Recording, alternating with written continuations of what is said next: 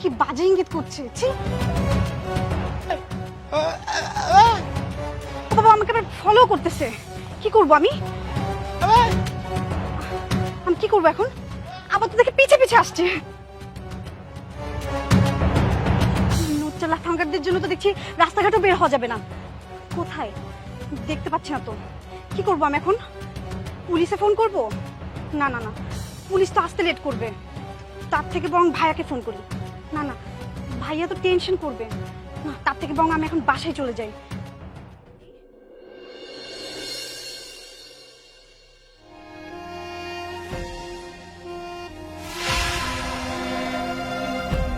চল আফাঙ্কার কোথাকার আমার পিছু পিছু আমার বাসা পর্যন্ত চলে আসছে।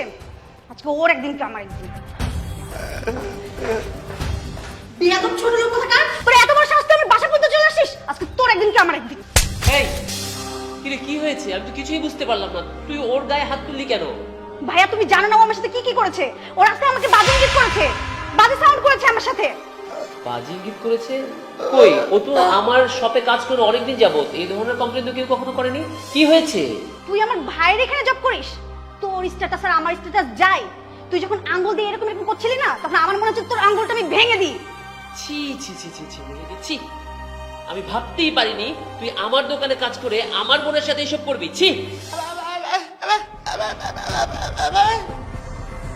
দেখছো ভাইয়া, ও রাস্তায় আমাকে এইভাবে ঠিক বাজে ইঙ্গিত করেছিল। ছি ছি ছি ছি ছি ছি ছি ছি। আমি তো তোমার কাছ থেকে এটা আশা করিনি।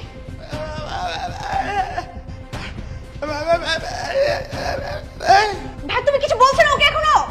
এই তুই একটু ঘুরতো। আমি ঘুরবো কেন? আরে বাবা, ঘুরতে বলেছি, ঘোর। ও আচ্ছা, এই ব্যাপার।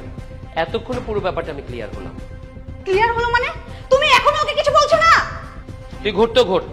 আবার ঘুরবো আমি মানে? তোকে কিছু দেখাতে হবে, তুই ঘোর।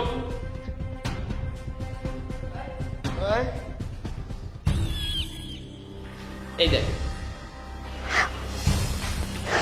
ছি, তোর জামাটা তোর পায়জামার ভিতর ঢুকেছিল, এই কথাটাই ও তোকে বোঝানোর চেষ্টা করেছিল। আসলে ও কথা বলতে পারে না, তাই তোকে ইঙ্গিত দিয়ে বোঝানোর চেষ্টা করছিল। আর তুই কি করলি? এসে না জেনে না বুঝে ছেলেটাকে মেরে দিলি। এটা তো ঠিক নয়। আসলে আমি বুঝতে পারিনি। আমি সরি, আমাকে মাফ করে দেন। দেখ, কোনো ঘটনা ঘটলে সেটা যাচাই বাছাই না করে কাউকে দোষ দেওয়া ঠিক না। তুই না জেনে না বুঝে ছেলেটার গায়ে হাত তুললি। এখন যদি তুই রাগ করে পুলিশকে কল দিতি, তাহলে কি হতো? পুলিশ এসে ছেলেটাকে ধরে নিয়ে চলে যেত। আর ও তো বোবা, ও নিজের দোষ প্রমাণ করতে পারতো না। ওর চরিত্রে একটা দাগ লেগে যেত। এটা ঠিক নয়। এরপর থেকে কাউকে দোষারোপ করার আগে অবশ্যই দুইবার ভেবে নিবি। আমার ভুল হয়ে গেছে, আপনি আমাকে মাফ করে দেন। আমি এরপর থেকে এরকম কোনো কিছু হলে অবশ্যই ভাববো যে নিশ্চয়ই এর পেছনে অন্য কোনো কারণ আছে। আপনি আমাকে মাফ করে দেন।